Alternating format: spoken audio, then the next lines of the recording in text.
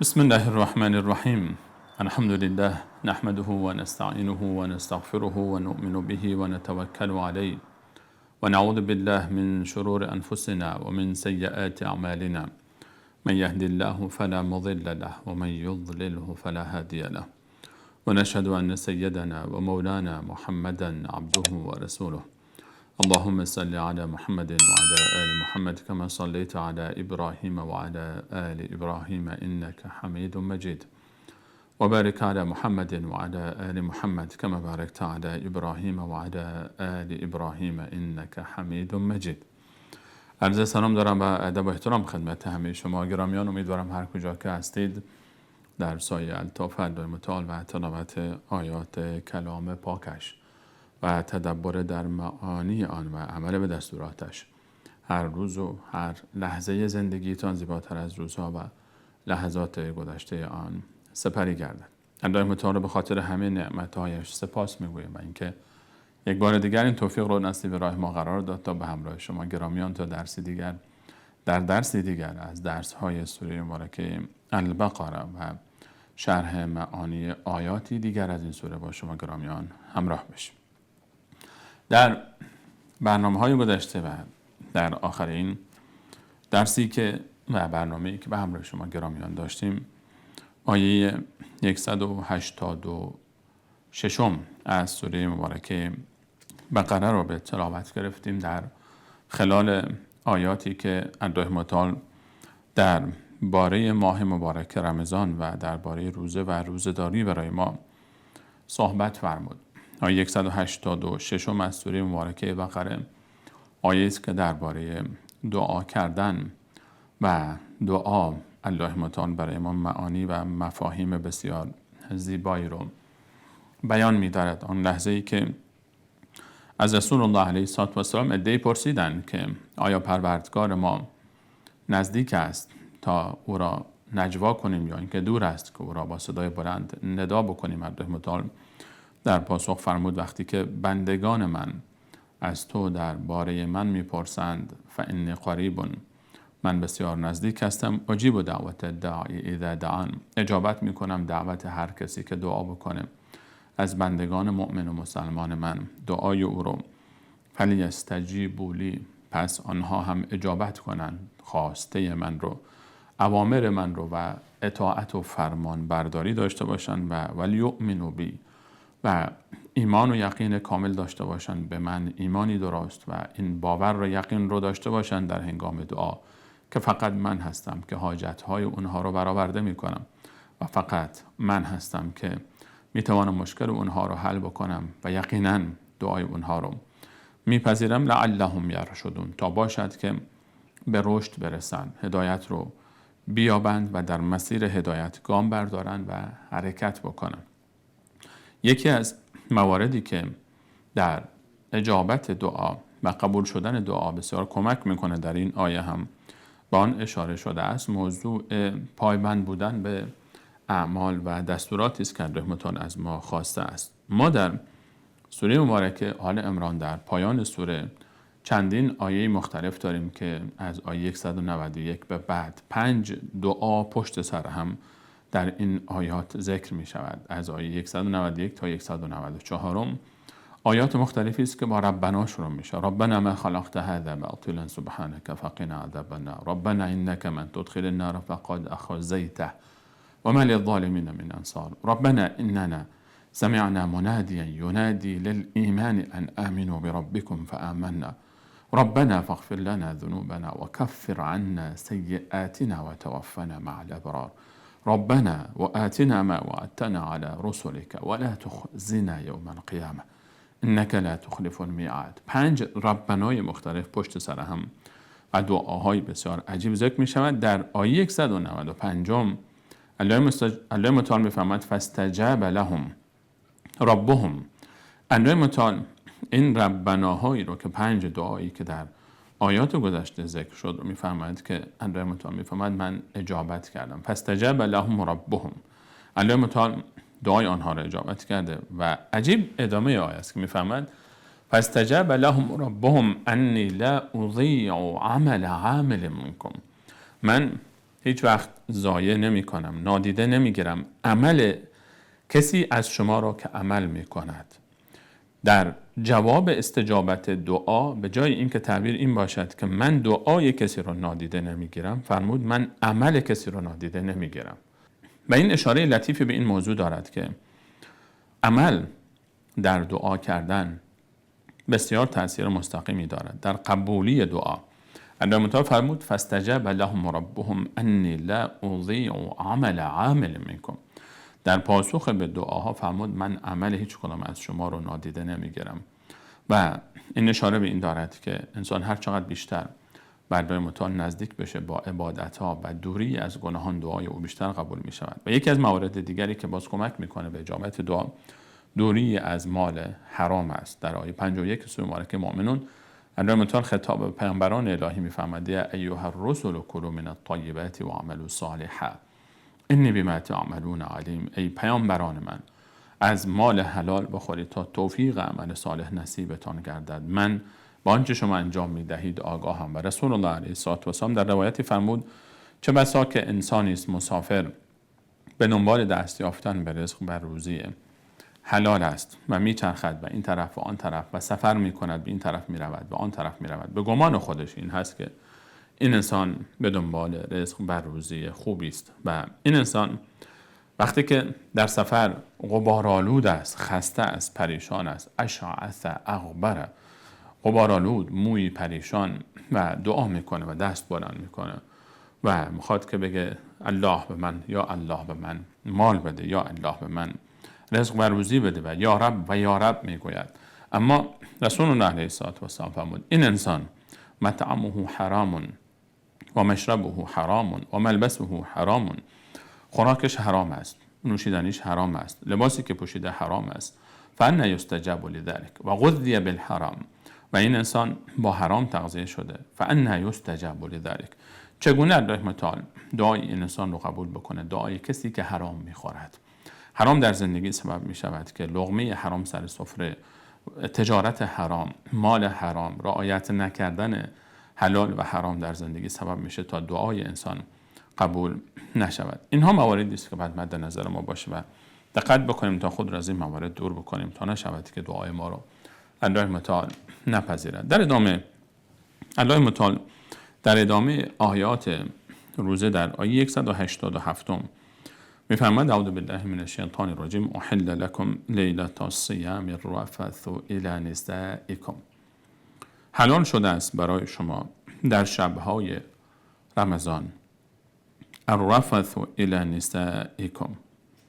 این آیه احل لکم، حلال شده است برای شما، نشان از این دارد که یک موضوعی ممنوع بوده است، حرام بوده است، الان با نزول این آیه حلال شده است. احل لکم لیلة الصیام الرفث الی نسائکم. حلال شده برای شما در شبهای رمضان. الرفث، شبهای رمضان حلال شده است، یعنی که در روزها همچنان ممنوع است، فقط در شبهای رمضان برای شما حلال شده است. الرفث الی نسائکم. الرفث، کلمه رفث به هر قول، فعل و عملی که رنگ و بوی شهوت داشته باشه رفث گفته میشه. به تعبیر دیگر هر قولی، فعلی و رفتاری که جز مقدمات یک رابطه جنسی حساب بشه تا خود رابطه جنسی، همه اینها در معنای رفث داخل میشه. الرفث هر قولی، فعلی، رفتاری و عملی که رنگ و بوی شهوت و جنسی داشته باشه رفث نامیده میشه. الله متعال میفرماید احل لکم لیلة الصیام الرفث الی نسائکم. شبهای رمضان برای شما حلال شده است این رفتارهایی که یک فرد با همسر خودش داره در رابطه زناشویی، برای شما حلال شده که در رفتار با همسرتان در شبهای رمضان این رفتار رو داشته باشید. یعنی رابطه زناشویی برای شما در شبهای رمضان حلال شده است. اینجا مراد از الرفث بیشتر در این آیه مفسرین فرمودن که مراد خود رابطه زناشویی است، یعنی جماع هست، به استناد ادامه آیه. چون ادامه آیه بعد متعال میفهمد که فالآن باشروهن، الان می توانید که رابطه زناشویی داشته باشید. و الرفث معنای عامتری داره از مباشرت. رابطه زناشویی، مباشرت خود رابطه جماع گفته می شود، مباشرت، و رفث مقدمات او رو هم در بر میگیره. این تفسیر رو به خاطر این ذکر کردم که احل لکم لیلة الصیام الرفث، شبهای رمضان برای شما رفتار رابطه زناشویی با همسرتان جایز هست. به این معنا نیست که در روز رمضان تمام آنچه که در مفهوم رفث داخل هست ممنوع است. یعنی بعضی کلمات، بعضی رفتارها در طول رمضان که رنگ و بوی شهوانی دارد بین همسر اگر اتفاق افتاد روزه رو باطل نمی‌کنه. اینجا مراد از رفث خود رابطه زناشویی است. یعنی هر رفتاری که در بین زن و شوهر منجر به وجوب غسل بگردد، یعنی رفتاری که سبب بشه که بر یکی از دو طرف یا هر دو طرف غسل واجب گردد، این رفتار در طول روز رمضان ممنوع و حرام است، نه اون معنای کلی تحت لفظی کلمه رفث. این رو به خاطر این ذکر کردم که این برداشت نشود. احل لکم لیلة الصیام الرفث الی نسائکم، در شب هر چیزی که در تعبیر رفث داخل است برای شما حلال است. در روز هم رفتارهایی که به غسل نینجامد جایز است، اما خود موضوع رابطه همبستری حرام است. احل لکم لیلة الصیام، اینجا احل اشاره به این دارد که قبلش حرام بوده است. مفسرین در شأن ورود و نزول این آیه فرمودند که در ابتدای وجوب روزه و ماه مبارک رمضان این گونه بود که شبها اگر کسی وارد خانه می شد و بعد از غروب آفتاب می خوابید، به مجرد این که می خوابید تا وقت خوابیدن اجازه داشت بخورد، بیاشامد، با همسرش رابطه داشته باشه. اگر می خوابید، به مجرد این که می خوابید بعد از اون دیگه حق نداشت تا غروب فردا حق نداشت که بخورد، بیاشامد یا با همسرش رابطه داشته باشه. برخی از مفسرین یک نکته دیگر رو هم اضافه کردند و فرمودند که این رفتار، یعنی این عادت و این شیوه روزه گرفتن که ابتدای شب تا قبل از خواب خوردن و نوشیدن و رفتار با همسر یعنی همبستری جایز بوده و باشد، این از امتهای گذشته بود. یعنی در کتابهای آسمانی گذشته و اهل کتاب این گونه روزه می گرفتن و مسلمانان هم که شروع کردن از اونجایی که در آیه 183 آغاز شروع آیات روزه در همین سوره مبارکه متعال فرمود کتب علیکم الصیام کما کتب علی الذین من قبلکم، روزه بر شما واجب گشته آنگونه‌ای که بر امتهای گذشته واجب گشته بود. به همون طریقه و به همون شکل مسلمانان هم شروع کردن روزه را، یعنی همون گونه‌ای که اونها رفتار می‌کردن بعد از مغرب و بعد از اینکه شب میشد خوردن و آشامیدن و همبستری جایز بود تا لحظه خوابیدن. اگر میخوابید کسی بعد از اون دیگه اجازه نداشت بعد از اون دیگر چیزی بخورد. و یکی از صحابه از انصاریان مدینه منوره به نام قیس ابن سرمه کسی بود که آمد وارد خانه شد بعد از مغرب، روزه بود، روزش رو کامل روزه بود، آمد وارد خانه شد و از همسر خودش پرسید که چیزی برای افطار هست و همسر گفت نه متاسفانه چیزی در خانه ندارم، اما میگردم که چیزی رو پیدا بکنیم. و خب فقر در اون زمان، در اون حکایتی که این واقعه در مدینه صورت پذیرفته است، بر کل مدینه منوره مشکلات اقتصادی و فقر حاکم بود. این فرد منتظر بود، خسته بود و خواب رفت و از اونجایی که خسته بود و روز هم کار کرده بود، روزه هم بود، همسرش رفته بود تا چیزی پیدا بکنه برای خوردن. این صحابی بزرگوار خواب رفت. همسر ایشون برگشت و خب برای خوردن چیزی رو آورده بود، اما وقتی آمد که ایشون خواب بود و همسرش گفت که حیف که از دستت رفت.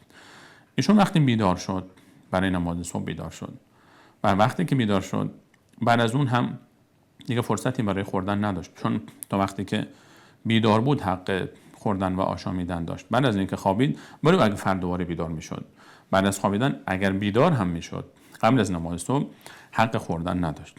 ایشون دیگه نتونست چیزی بخوره.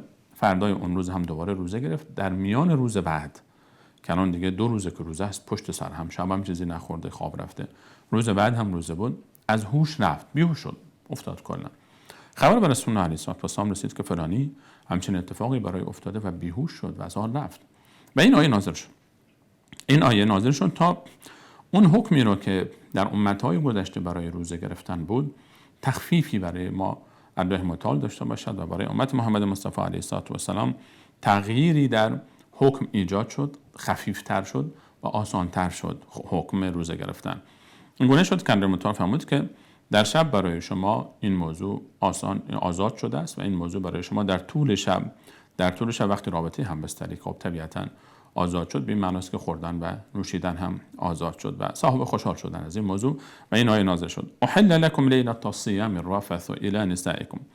ابتدای آیه با این موضوع شروع شد که الله متعال فرمود که برای شما در شب‌های رمضان، در طول شب رمضان از غروب آفتاب تا طلوع فجر صادق که ابتدای اذان صبح است تا اذان فجر شما اجازه دارید بخورید، بیاشامید و یا با همسرتون رابطه همسری داشته باشید.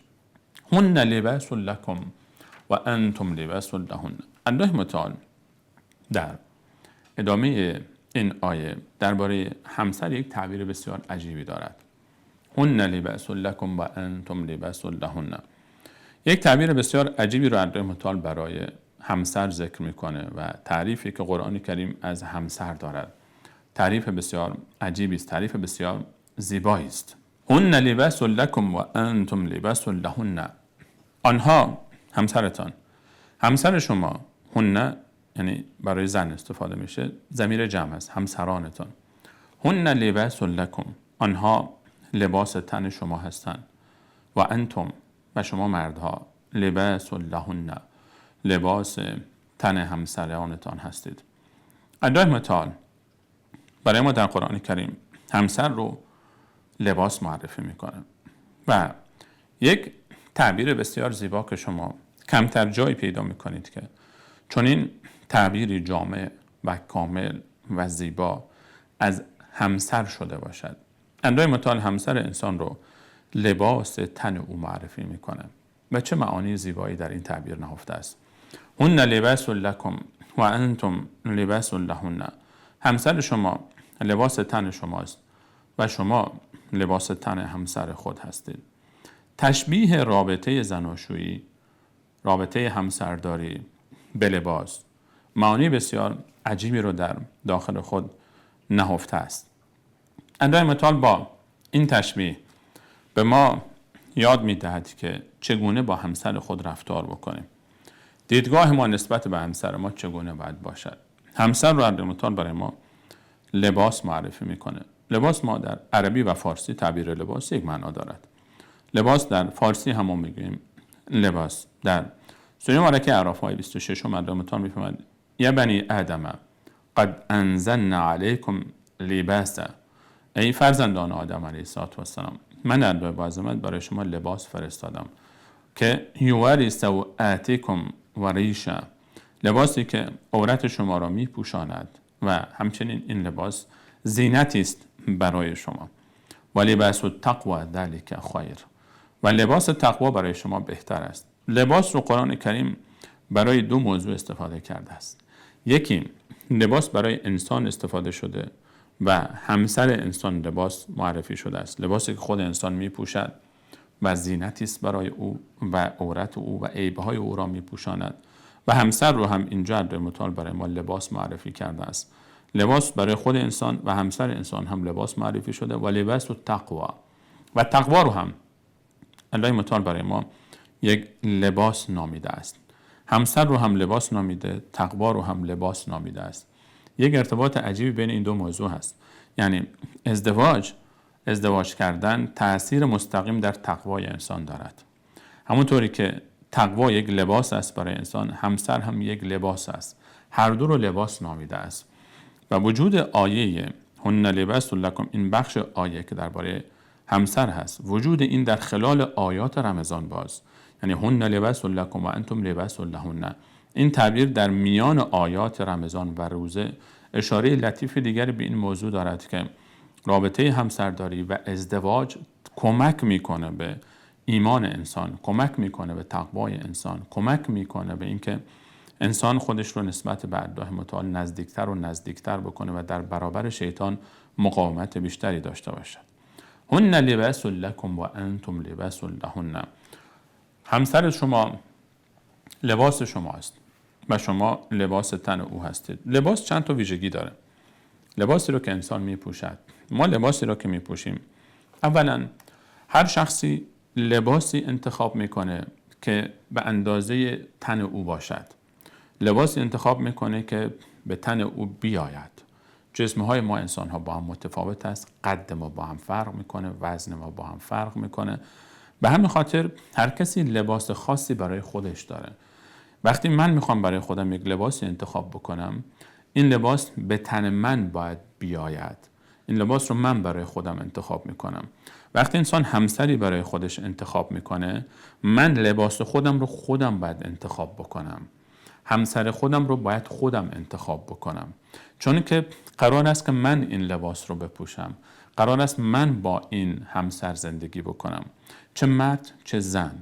اگر مردی است میخواد که همسری انتخاب بکنه، خودش باید انتخاب بکنه. اگر خانمی است میخواد همسری انتخاب بکنه، حق انتخاب دارد. هیچ کسی حق نداره به زور دختری رو مجبور به ازدواج بکنه. هیچ کسی حق نداره به زور پسری رو مجبور به ازدواج بکنه.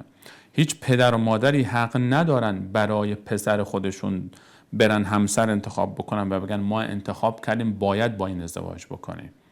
همونطور که هیچ مادر و پدری حق ندارن که دختر خودشان را به زور به کسی بدن که دوست نداره با او ازدواج بکنه. همسر یک لباس است. شما نمیتونید به زور لباسی رو به تن کسی بکنی که دوست نداره بپوشه. اولا که لباس رو باید خود انسان انتخاب بکنه. همسرم رو من باید خودم انتخاب بکنم. چون قرار است من با او زندگی بکنم، نه پدر و مادرم، نه خانواده‌ام، نه دوستانم. من باید با او زندگی بکنم. این لباس رو من باید بپوشم. به همین خاطر من باید در انتخابش حداقل خودم باشم. اگر تنها فرد انتخاب کننده من نیستم، حداقلش اینه که من باید رأی آخر رو من بدم. بله بعضی وقتا به خاطر احترام والدین، احترام به خانواده، اونها پیشنهاد میدن، بله پیشنهاد بدن، من نظر آخر و رأی آخر رو میدم. منم که باید انتخاب بکنم بله یا نه. بله یا نه رو باید خود فرد بده، چه پسر چه دختر. لباس رو خودت باید انتخاب بکنی برای خودت. همسرت رو هم باید خودت برای خودت انتخاب بکنی. اجازه نده کسی دیگری برای تو همسر انتخاب بکنه، چون تو زندگی میکنی با او. تو با همسرت میخوای زندگی بکنی. هیچ وقت اجازه نده کسی دیگری برای تو همسری انتخاب بکنه. لباس من باید به اندازه تن من باشد. لباس من باید به من بخوره. لباسی رو که انتخاب میکنم نباید خیلی تنگ باشه برای من، نباید خیلی برای من گشاد باشه و لباسی باشه که اصلا به تن من نیاد. لباسی که به تن من، به تعبیر امروزی ساده ترش میگن لباس به تن فلانی داره گریه میکنه، اصلا این لباس نمیخوره به این تن. همینطور همسری که تو انتخاب میکنی، همسری باید باشه که در شأن تو باشه، در مقام تو باشه، در حد تو باشه.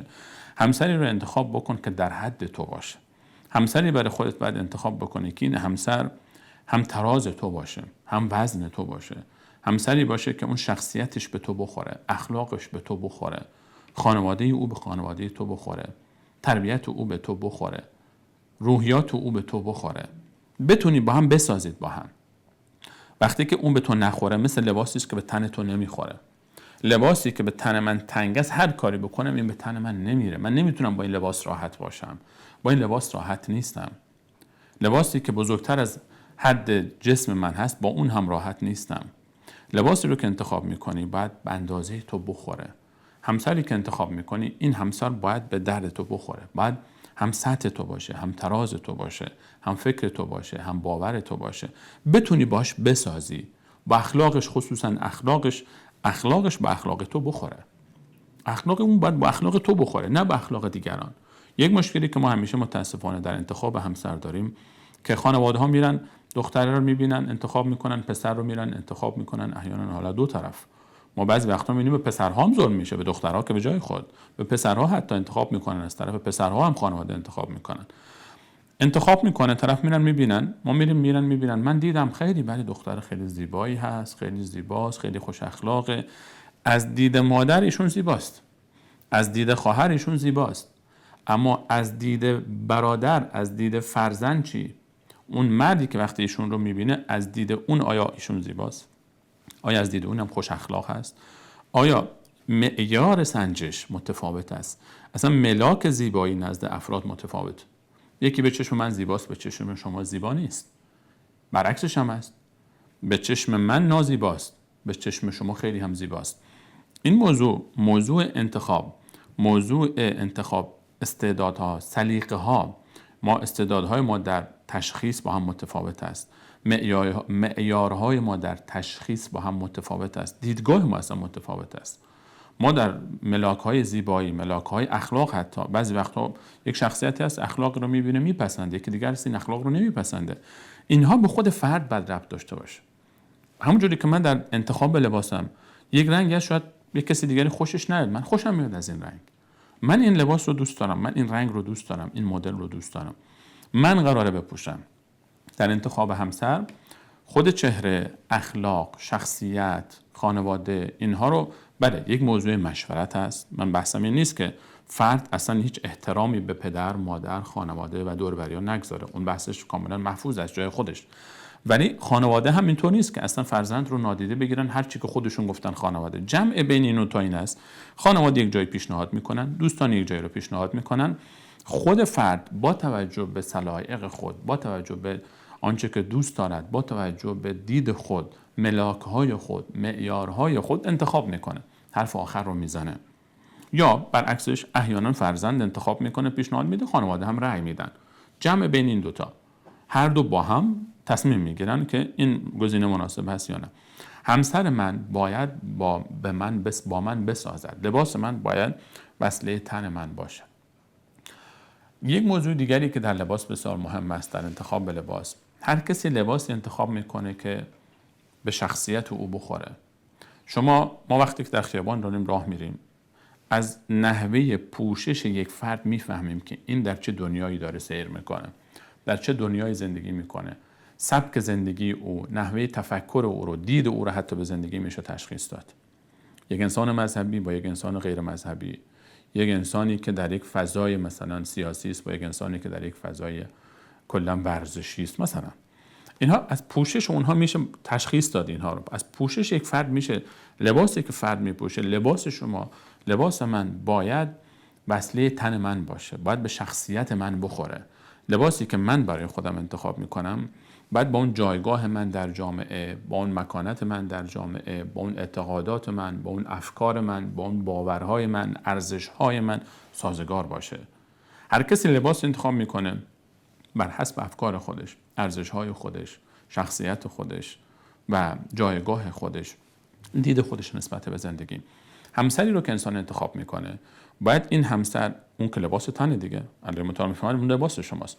لباسی که برای خودت انتخاب میکنی بیانگر تفکر شماست، دیدگاه شما نسبت به زندگی، شخصیت شماست و این شخصیت شما رو جلوی دیگران نشان میده. لباسی انتخاب نکن که خجالت بکشی اون رو بپوشی و بری بیرون. لباسی انتخاب نکن که از پوشیدن او شرمت بیاد. لباسی که هیچ وقت اون رو نمیپوشی. همینطور که ما لباسی انتخاب نمی کنیم که من این لباس، شاید یک لباسی هست که دیگه راحت میپوشه ولی من نمیپوشم. لباسی هست من میپوشم ولی شما نمیپوشی. لباس شخصیت ما رو نشون میده. این لباسی انتخاب نکن که حاضر نباشی او رو بپوشی. بگه به شخصیت من نمیخوره من این لباس رو بپوشم، در شأن من نیست. گرچه خیلی شاید بپوشن. همسری انتخاب نکن که هم شأن تو نباشه، به شخصیت تو نخوره. همسری انتخاب نکن که فردا اگر گفتن همسر فلانی است خجالت بکشی. لباس یکی از ویژگی‌هایی که لباس داره به ما زینت میدهد. لباس به ما زینت میده. این زینت رو وقتی که یک لباس انسان میپوشه میگن به به چه لباس قشنگی پوشیده، خیلی بهت میاد، خیلی قشنگه، خیلی رنگش مناسبه، خیلی سایزش بهت میخوره، مدلش قشنگه، پارچش و بهت میاد. خلاصه بس همسری انتخاب بکن که بهت بیاد. همسری انتخاب بکن که وقتی که فردا معرفیت کردن همسر فلانی هستی، گفتن همسر فلانی هست، خجالت نکشی که تو رو به اون نسبت دادن. از پوشیدن لباسی انتخاب کن که از پوشیدن او شرم نیاد تو رو. خجالت نکشی از پوشیدنش. همسری برای خودت انتخاب بکن که وقتی تو رو به اون نسبت میدن خجالت نکشی که همسر او هستی. اینها همه نکات مهمی است. هن لباس لکم و انتم لباس لهن. همسر شما لباس تن شماست و شما لباس تن همسر خود هستید. لباس یک ویژگی دیگر هم دارد. لباس ما عیب‌های تن ما رو میپوشاند. ما وقتی لباس میپوشیم خیلی وقتا هست جسم ما بالاخره عیب‌های از غیر از اینکه عورت ما رو میپوشاند. عورت ما رو میپوشاند. همسر انسان در زندگی عورت‌های انسان رو میپوشاند. عیب‌های انسان رو میپوشاند. عیب ما رو میپوشاند. همسر باید این گونه باشه. همسر باید عیب انسان رو بپوشاند. باید عورت انسان رو بپوشاند. همسر تو باید عیب پوش باشه. همسر تو باید اسرار زندگی تو رو حفظ بکنه. همسر باید اینطوری باشه. ویژگی همسر اینه، چون قرآن میفهمد لباس است. لباس میپوشونه انسان رو. ما لباس رو میپوشونیم. یکی از اهداف اصلی که ما لباس رو میپوشونیم اینه که بالاخره عورت ما دیده نشه. عیب هایی که در جسم ما است احیانا دیده نشه. ما لباس میپوشونیم تا این چیزها دیده نشود. همسر باید عیب پوش همسر خود باشه. نکته خیلی مهمی است که متاسفانه بسیاری رعایت نمیکنن. خصوصا در سالهای اول ازدواج. عروس و دامادایی که تازه ازدواج کردن تقی به توقی میخوره، تلفن رو برمی‌داره فلانی، خصوصا باز خواهران گرامی، تلفن رو برمی‌داره کل خانواده رو خبر میکنه. اینطور شد، اونطور شد، به من اینطور گفت، اونطور کرد، اینطور کرد. اینا فردا با ما آشتی میکنن. اینا 2 ساعت بعد با ما آشتی میکنن. ولی خانواده این احساس بد و منفی نسبت به دامادشون یا عروسشون در دل اونها باقی میمونه. همسر باید عیب پوش باشه. عیبا رو باید پوشان. عیبا رو باید نشست با همدیگه صحبت کرد. باید با همدیگه گفتگو کرد، مذاکره کرد، راه حل پیدا کرد. مگر اینکه خیلی مشکل بزرگی است که دیگه واقعا چند تلاش کرده انسان، مشورت کرده به راه حلی نرسیده، اون موقع با یک نفری حکیمی، دلسوزی، مکانت و شخصیتی داشته باشه در خانواده، از بین دوستان با اون آدم مشورت بکنه برای حل مشکل. اون یک مسئله دیگری است که حالا مجالش اینجا نیست که در این باره بخوایم صحبت بکنیم. هن لباس لکم و انتم لباس لهن. یکی از ویژگی‌هایی که لباس داره عیب‌های بدن من رو میپوشاند. همسر من باید عیب‌های من رو در زندگی بپوشاند، نباید عیب‌های من رو پخش بکنه. همه ما عیب‌هایی داریم. هیچ کدوم از من و شما بی عیب نیستیم. هر کدوم از من و شما اشتباهاتی داریم، خطاهایی داریم، گناهانی داریم که باید پیش الله متعال از اونها توبه بکنیم. باید از الله متعال معذرت بخوایم، بخشش بخوایم، بعد برای اصلاح اونها تلاش بکنیم. راهش این نیست که همسر من وقتی که از عیب‌های من خبر میشه، از خطاهای من خبر میشه، این رو نشر و پخش بکنه. باید بپوشاند، به دنبال اصلاح باشه، به فکر این باشه که چگونه این مشکل رو حل بکنیم. هن لباس لکم و انتم لباس لهن. آنها لباس تن شما هستند و شما لباس تن آنها هستید. یکی دیگر از ویژگی‌هایی که لباس دارد، لباس بدن رو محافظت میکنه. لباس بدن رو از سرمای زمستان و از گرمای تابستان محافظت میکنه. لباس، ما یکی از اهدافی که لباس میپوشیم اینه که در فصل سرد، در جایی که سرما سخت سوزان است، بدن ما اذیت نشه و آزار نبینه و در گرما جلوی سوزش و جلوی برخورد اشعه خورشید و حرارت خورشید و سوختگی بدن ما و پوست ما رو بگیره. لباس همچین ویژگی دارد. همسر باید انسان رو در برابر سرمای زندگی، اون وقتی که انسان در شرایطی قرار میگیره در جامعه که همه دور بر انگار یخ زدن، احساسات اطرافیان انگار یخ زده، کسی حاضر نیست دست از روی محبت به سوی انسان دراز بکنه و فضای بسیار سردی است، عاطفه ها مردن، سرما سخت سوزان است، زمستان است و اون فضای سردی است.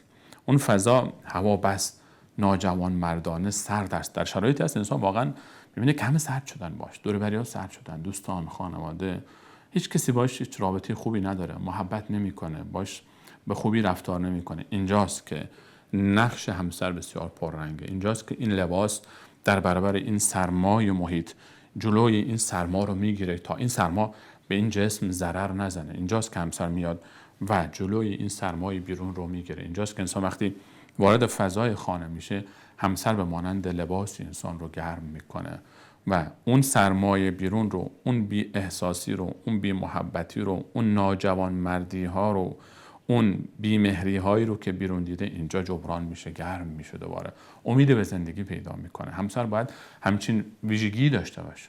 قرآن میفهمد هن لباس لکم و انتم لباس لهن. همسر باید لباس باشه، باید گرم کنی همسر خودت رو. بعد همسر خود رو در سرمایه زندگی باید او رو گرم بکنه.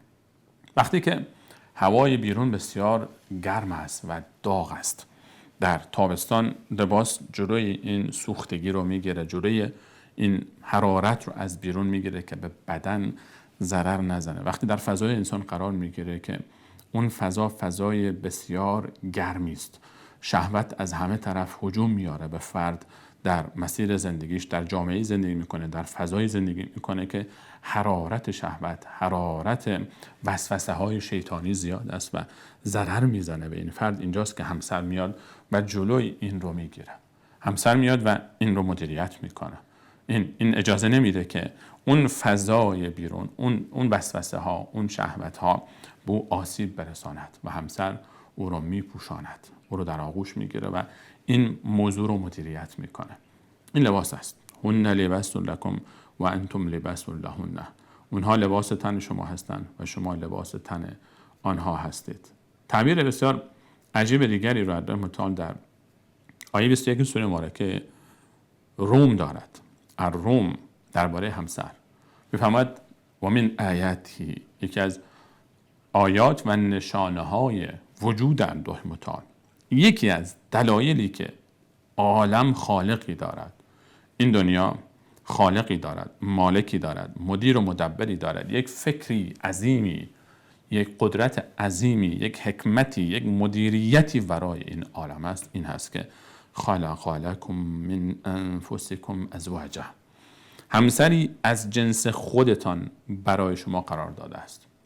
همین دوگانگی جنس مرد و زن، مذکر و مؤنث بودن، مرد و زن بودن، نیاز این دو به هم، مکمل بودن این دو با یکدیگر از لحاظ جسمی و از لحاظ روحی و عاطفی، این دو در کنار هم وقتی قرار میگیرن مکمل هم میشوند.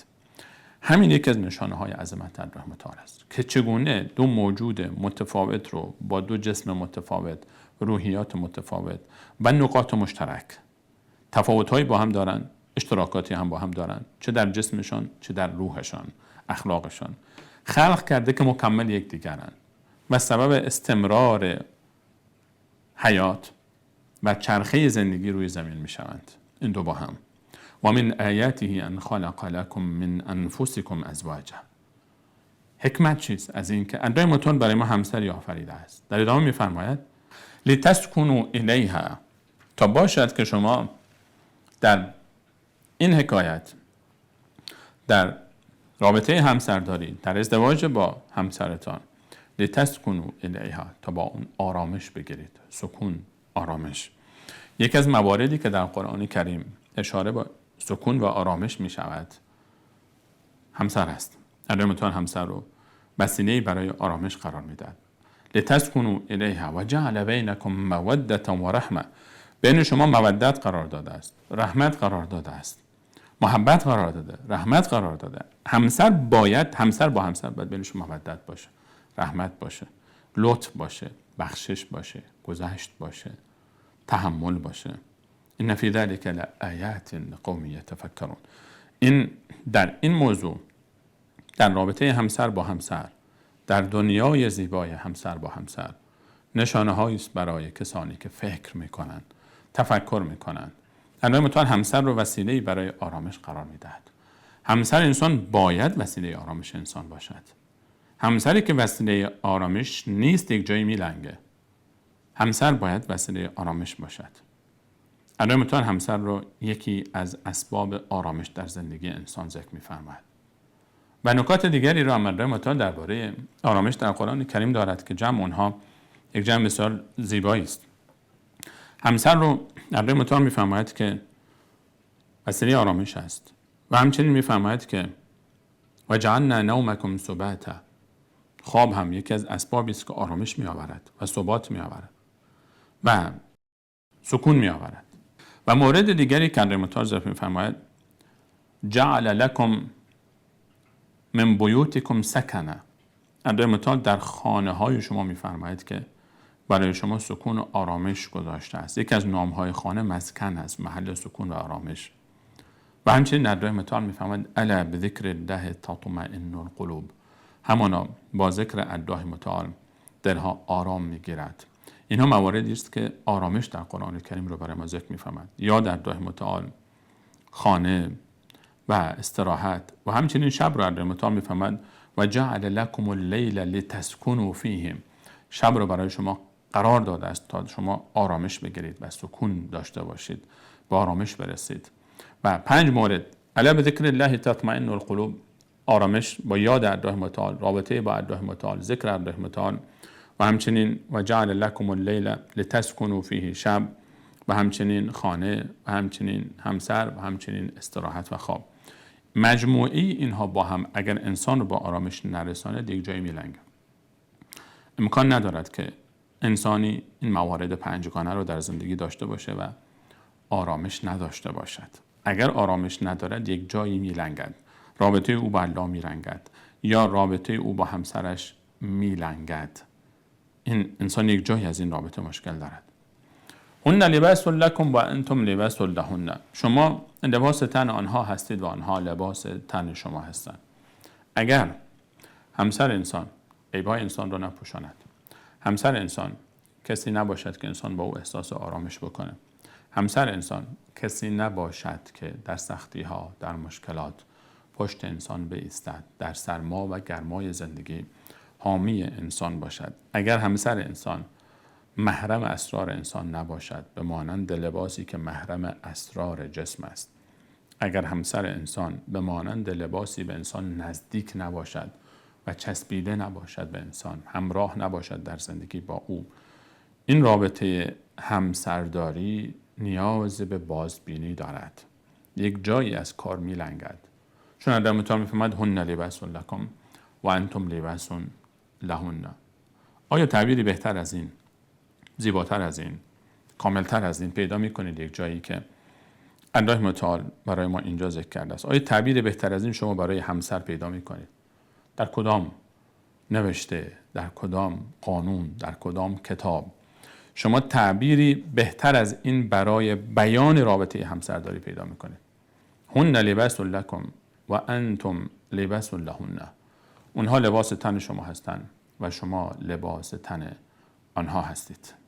در دین مبین اسلام تأکید بسیار زیادی به موضوع همسر شده است و رعایت حریم خانواده، احترام به همسر. رسول الله علیه السلام فرمود که بهترین شما کسی است که با همسر خود بهتر باشد. خیرکم خیرکم لاهله، بهترین شما کسی است که با همسر خود بهتر باشد و من از همه شما با همسرانم بهتر هستم. وقتی که رفتار رسول الله علیه السلام با همسرانش رو انسان میبینه، تحمل ایشان، محبت ایشان، فداکاری ایشان، وفاداری ایشان، احترام ایشان، تواضع ایشان، انسان در حیرت میماند. و اگر هیچ دلیلی برای ارزش و جایگاه زن در امت اسلامی وجود نمی داشت به جز همین صحنه، آخرین صحنه حیات محمد مصطفی صلی الله علیه و سلم، والله همینقدر برای ارزش و بیان جایگاه زن در اسلام کافی بود. آخرین لحظاتی که محمد مصطفی علیه السلام عمر خود رو در دنیا به سر میبرد، آخرین تصویری که از محمد مصطفی علیه السلام در دنیا مشاهده شده است، چه تصویری است؟ لحظه وفات محمد مصطفی علیه السلام، بهترین پیامبر الله متعال، بهترین انسان روی زمین، گرامی ترین انسانی که الله متعال او را خلق کرده، ابر پیامبر تاریخ، رهبری که دنیا مثل او رو ندید دیگر، در اون لحظه ای که حاکم جزیره العرب بود، آقای جزیره العرب بود، بلکه آقای روی کل زمین بود، رسول الله علیه السلام در اون لحظه ای که وفات میکنه میتونه که وزیران خود رو صدا بکنه، در کنار اونها باشه، در کنار اونها از دنیا رحلت بکنه، اما ترجیح میده که در خانه گرامی ترین همسرش بانو عایشه رضی الله عنها، مادرمان ام المؤمنین عایشه باشد. رسول الله علیه السلام در آخرین لحظه حیاتش در یک تصویر عجیبی از دنیا رحلت فرمود. مادر عایشه میفرماید اون لحظه که رسول الله علیه السلام از دنیا رحلت فرمود، در آغوش من بود، تنها در اتاقی که مخصوص ام المؤمنین عایشه رضی الله عنها است. رسول الله علیه السلام تکیه داده به مادر عایشه. مادر عایشه میفهمد ایشان در آغوش من تکیه داده بود و من و سرشان زیر چانه و قسمت سینه من قرار داشت و در آغوش همسرش قرار گرفته است محمد مصطفی علیه السلام. رسول الله علیه السلام در آغوش همسرش از دنیا رحلت می‌فرماید. روح نازنین ایشان در حالتی از جسم مبارکش جدا می شود که در آغوش همسر خود هست، در آغوش همسرش، و هیچ کس دیگری جز ام المؤمنین عایشه رضی الله عنها شاهد لحظه وفات محمد مصطفی صلی الله علیه و سلم نیست. هیچ کس دیگری از یاران و همسران حتی کسی این صحنه رو ندیده، فقط اون لحظه رو یک نفر دیده است. محبوب ترین همسر رسول الله علیه السلام در آن لحظه، در آن زمان، و رسول الله علیه السلام ترجیح میداد در آغوش همسرش از دنیا برود. و بلکه آنجایی که فعلا قبر رسول الله صلی الله علیه و سلم هست، قبر رسول الله صلی الله علیه و سلم دقیقاً همان مکانی است که بستر استراحت رسول علیه السلام با مادرمان عایشه رضی الله عنها بوده است. آن مکانی که آرامگاه رسول الله علیه السلام و بستر آرامش ایشان در زندگیشان بود، الله متعال همون لحظه و همون مکان رو انتخاب کرد تا آرامگاه رسول الله صلی الله علیه و سلم و آرامگاه جسم مبارکش باشد تا قیامت. رسول علیه السلام در همون لحظه آخر هم وقتی که وصیت میکرد، آخرین لحظات عمرش فرمود که با زنان به خوبی رفتار کنید، استوصوا بالنساء خیرا، با همسرانتون درست رفتار کنید، با زنان درست رفتار کنید. دین مومن اسلام یک اهمیت خاصی قائل است به رابطه همسرداری و یک حرمت خاصی قائل است و یک جایگاه و ارزش خاصی قائل است برای کسانی که به همسر خود ارزش قائلند، حرمت قائلند. هن لباس لکم و انتم لباس لهن. آنها لباس تن شما هستند و شما لباس تن آنها هستید. لباس انسان لباسش رو باید مواظبت بکنه. باید مواظب لباس خودت باشی، به لباس خودت رسیدگی بکنی، لباس خودت رو تمیز نگه داری، به لباس خودت باید برسی، چون لباس توست، چون میپوشی، چون شخصیت تو رو نشون میده، چون عیبهای تو رو میپوشونه، چون تو رو در سرما حفظ میکنه، چون تو رو در گرما محافظت میکنه، چون این لباس است که به تو جایگاه میده، این لباس توست که شخصیت تو رو نشون میده. تو نیاز داری به این لباس. وقتی نیاز داری باید بهش رسیدگی بکنی، باید حواست به لباست باشه. هن لباس لکم و انتم لباس لهن.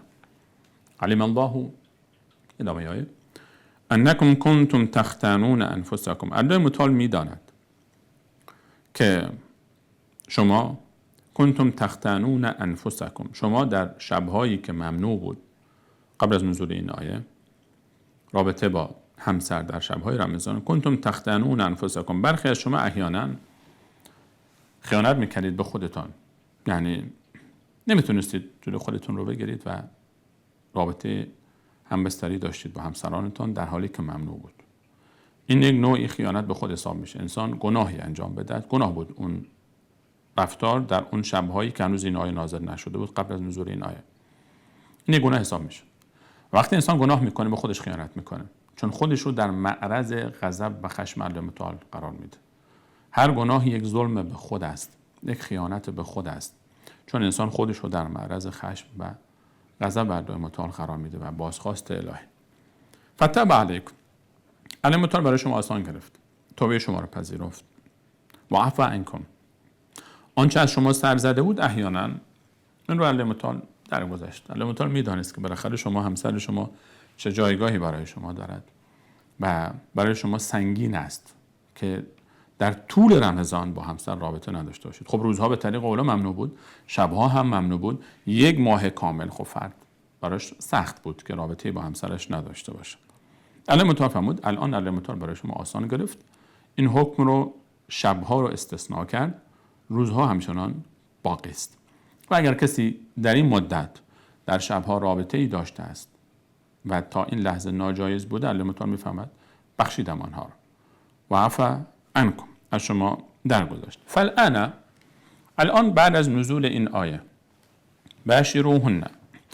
باشروهن با آنها رابطه زناشویی داشته باشید، مباشرت داشته باشید. کلمه مباشرت یا باشروهن از بشره گرفته شده. بشره یعنی پوست بدن، در لغت میشه پوست. اینجا مباشرت تماس پوست با پوست به این معنی است. و الله متعال از رابطه زناشویی با تعبیر مباشرت یاد میکنه، وقتی که پوست بدن با پوست بدن تماس پیدا میکنه و اینجا کنایه از همبستری است. به خاطر این تعبیر که اینجا الله متعال فرمود فالآن باشروهن، الان بعد از نزول این آیه می توانید شبها رابطه همبستری داشته باشید. این رو اون تعبیر الرفث رو که در ابتدای آیه ذکر شد، به خاطر این تعبیر اینجا مفسرین میفهمند که مراد از رفث در ابتدای آیه رابطه زناشویی است که اینجا شرط میدهد الله متعال، چون مباشرت خاص برای رابطه زناشویی استفاده میشه. رفث معنای وسیع‌تری داره که رابطه زناشویی رو هم در بر میگیره، اما در طول روز فقط رابطه زناشویی روزه را باطل میکنه، اما کلام و گفتاری که به غسل نینجامد مشکل ایجاد نمیکند. و ابتغوا ما کتب الله لکم.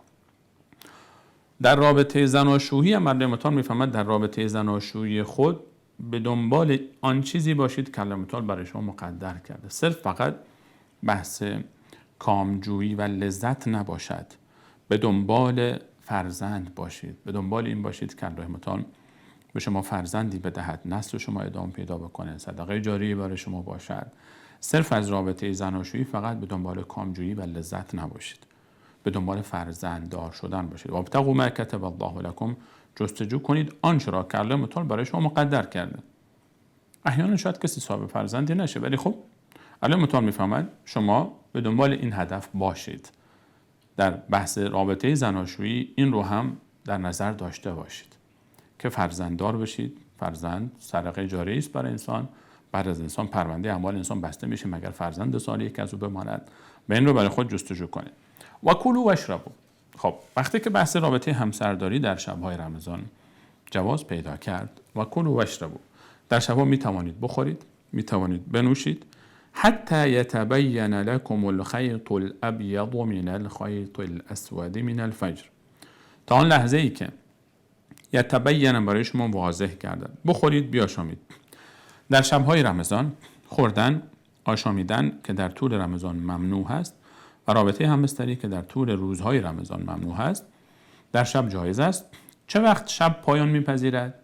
خب الله متعال میفهمد که حتی یتبین لکم الخیط الابیض، ابتدای شب که معلومه غروب آفتاب، همین که خورشید غروب کرد، قرص خورشید رو دیگه شما ندیدید در لحظه غروب، شب شروع شده. ولو اینکه اون لحظه غروب سفیدی هنوز باشد، همین که خورشید رفت غروب می شود، شب شروع میشه. آیا آن طرف شب هم همین که خورشید کامل بالا آمد روز شروع می شود؟ نه. الله متعال میفهمد تا وقتی بخورید و بنوشید که یتبین واضح کردد برای شما الخیط الابیض، رشته نخ سفید، من الخیط الاسود، از رشته نخ سیاه، من الفجر، در هنگام صبح صادق. تا وقتی بنوشید که در کرانه افق، در قسمت مشرق، اونجایی که خورشید طلوع میکنه، در آخر شب قبل از اینکه خورشید طلوع بکنه، موقعی که ما لحظه‌ای که اذان صبح داده میشود بهش میگن فجر صادق. خورشید وقتی که طلوع میکنه، اون کرانه افق ابتدا یک خط سفیدی به صورت ارضی، یعنی افقی، اینطور دیده میشه. این خط سفید اول می آید، بعد کم کم سفیدی بیشتر و بیشتر و بیشتر میشه تا وقتی که خورشید طلوع میکنه. ابتدای این خط سفید، همین که اون سپیده‌ای که در شرق در هنگام صبح ما میبینیم، اون سفیدی کرانه افق، اون سفیدی وقتی به اندازه یک خطی باشه، فقط به اندازه یک خط سفیدی شما دیدید، تمام. یک خط سفیدی رو دیدید که خط سیاه شب بالای اون قرار گرفته. در لحظه شرق شما نگاه میکنید یک خط سفیدی در منطقه شرق شما میبینید، در کرانه افق میبینید اونجا. شما این خط سفید رو که دیدید همون لحظه آغاز فجر صادق است، یعنی ابتدای اذان صبح است. تا اون لحظه حق دارید بخورید. یک خطی بشه، نه که خیلی زیاد بشه سفیدی، به اندازه یک خطی هم که شد تمام، وقت تمام میشه. دقیقاً ابتدای اذان صبح. الان دیگه ما در جاهایی که بالاخره امکاناتی هست، همینجا حساب کتاب هست و اذان سر ساعت عادتاً داده میشه. وقتها در تقویم ها همه مشخص هست، در ساعت ها، در برنامه ها، در اینترنت راحت میشه دقیق مشخص کرد فلان منطقه فلان ساعت این اتفاق میفته. اما اگر جای کسی امکاناتی نداشت، شرق رو نگاه میکنه، اون خط سفید رو اگر دید، اون خط تاکید شده روی خط سفید که زیاد نشه، چون هر چی بیشتر بره زیادتر میشه دیگه، خط نیست دیگه، خیلی زیاد میشه، من وسعت سفیده. این خط سفید رو که دیدید، حتی یتبین لکم الخیط الابیض من الخیط الاسود من الفجر، تا اینکه صبح بشود. برخی از صحابه، عدی ابن حاتم میفرماید، فرزند حاتم طایی معروف، میفرماید وقتی که این آیه نازل شده بود، من یک ریسمان سفیدی، یک ریسمان سیاهی رو کنار خودم گذاشته بودم و مشغول خوردن بودم و نگاه میکردم که تا چه وقتی میتونم تشخیص بدم خط سفید رو از خط سیاه. بعد رفتم پیش رسول الله علیه السلام عرض کردم یا رسول الله، من چه کاری کردم برای تشخیص صبح؟ رسول الله فرمود نه، منظوری نیست، منظور اون خط سفیدی است که در افق سپیده ابتدای صبح رو ما میبینیم، سفیدی که تازه خورشید میخواد بیاد بالا و یک سفیدی اول ظاهر میشه به اندازه یک خطی. همین که به اندازه یک خطی آمد دیگه وقت تمام میشه، نباید دیگه خورده بشه. یک حکم فقهی دیگر رو هم اونجا فقها استنباط میکنن از این موضوع که از اونجایی که تا اون لحظه، یعنی ابتدای اذان صبح میشه که خورد، یعنی قبل از اذان باید طبیعتا چند ثانیه آدم باید متوقف بشه حداقل، و تا اون لحظه میشه خورد و نوشید. این معناست که رابطه همبستری هم تا اون موقع جایز است. و اگر کسی احیانا فرصتی برای غسل پیدا نکرد و میخواست الان سحری بخوره، وقت غذا خوردن هست، مثلا چند دقیقه وقت داره، فرصت اگر غسل بکنه، خب الان فرصت سحری خوردن از دست می رود. آیا میتونه با همون حالت بره و سحری بخوره؟ اشکالی ندارد.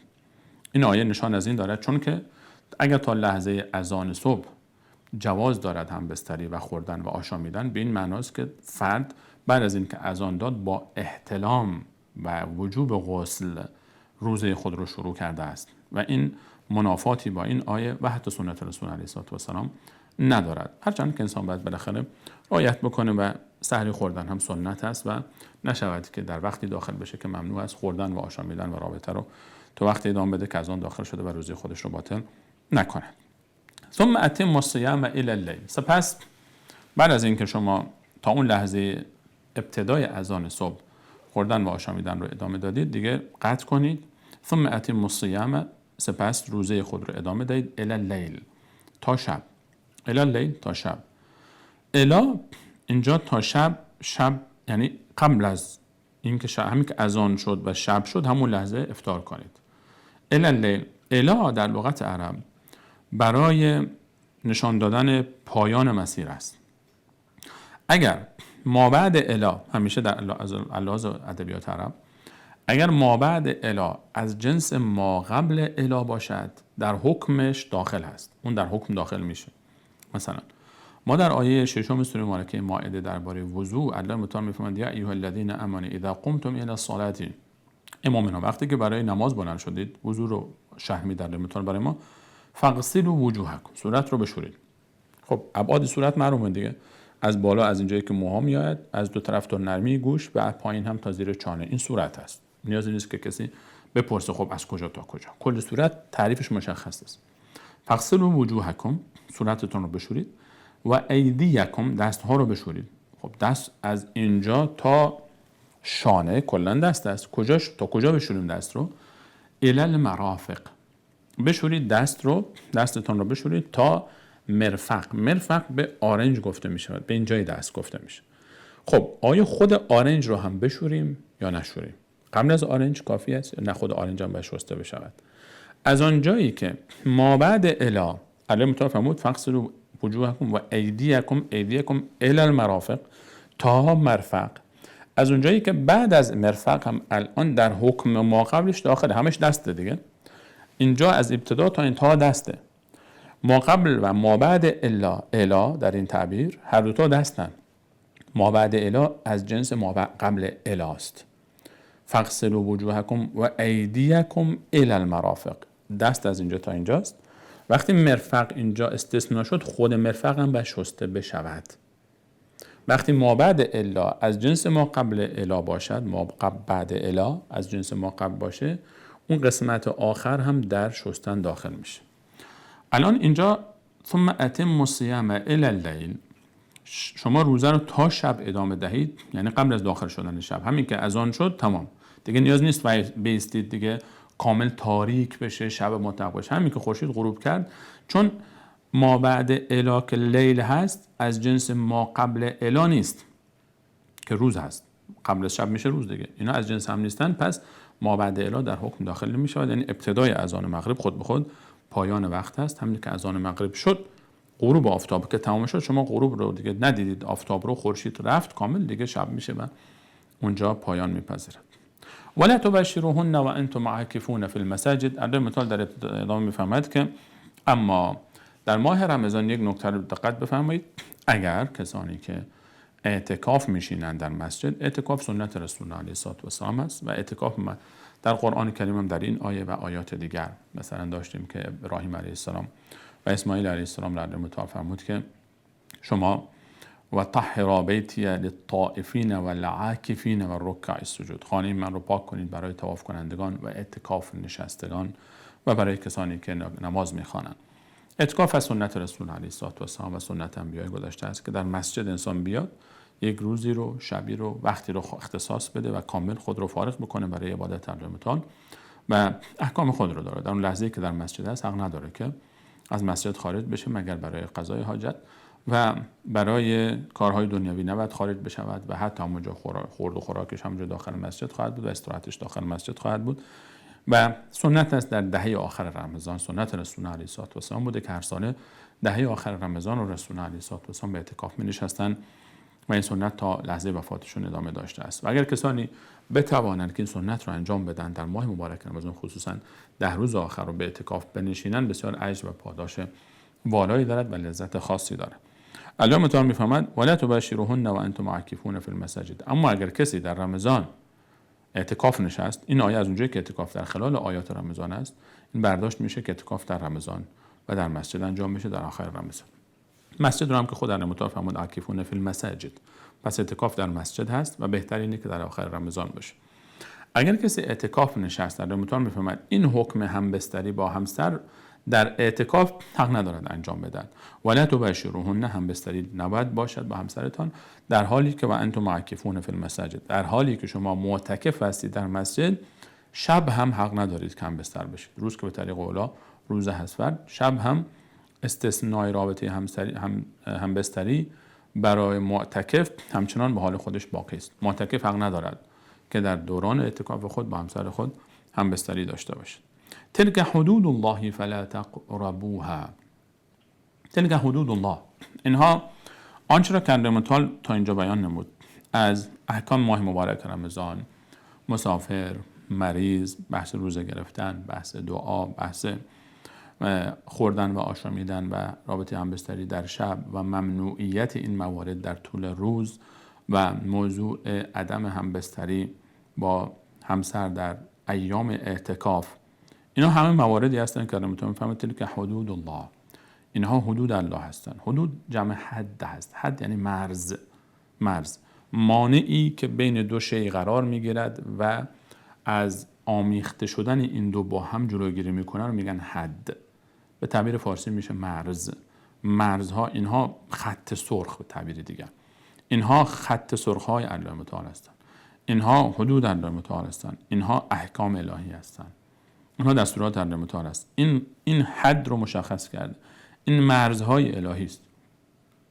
فلا تقربوها، نزدیک نشوید به اینها. حتی تلک حدود الله فلا تقربوها، اینها حدود الله متعال، حد مرزهای الهی هستند.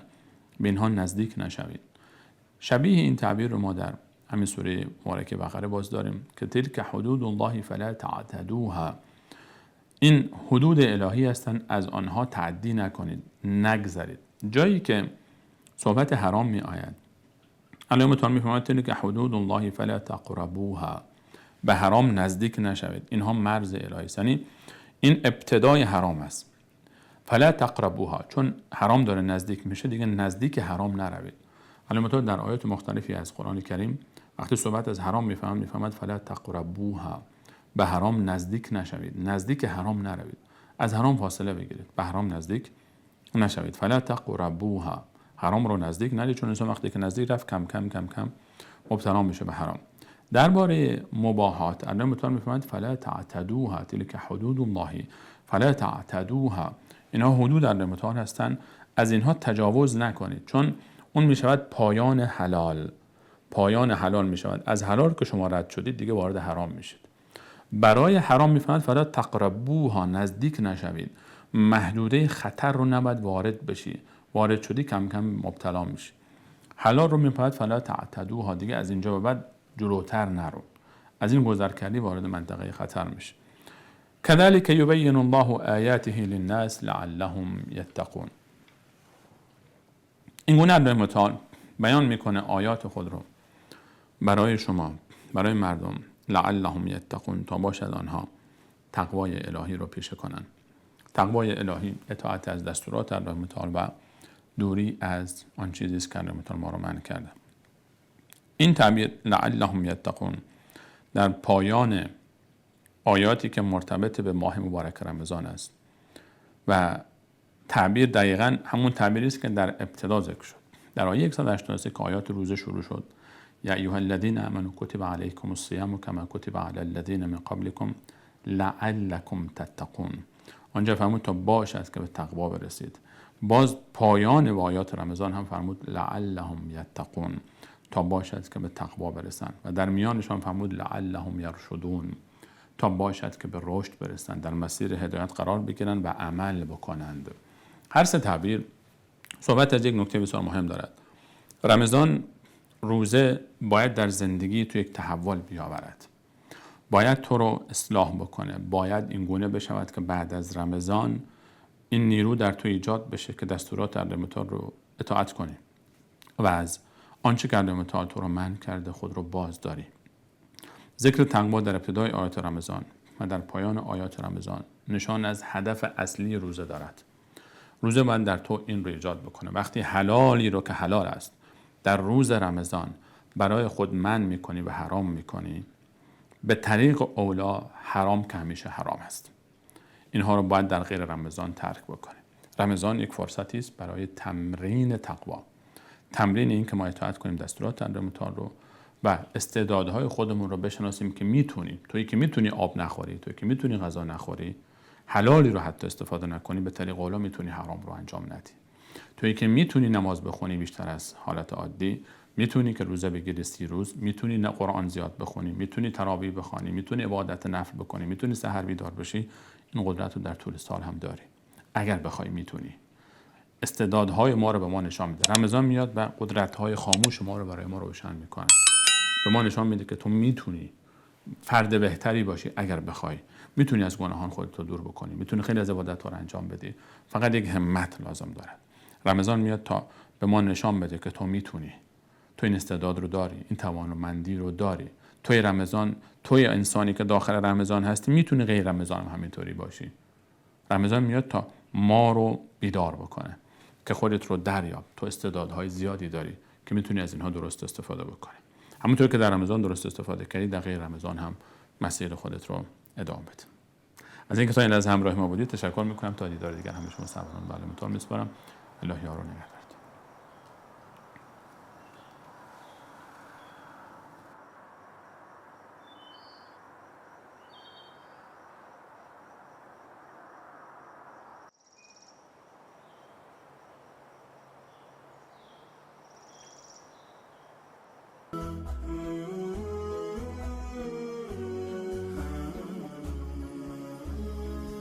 عزیزانی که مایل به دریافت این برنامه جهت پخش در کانال‌های خود هستند با راه‌های ارتباطی زیر مکاتبه نمایند.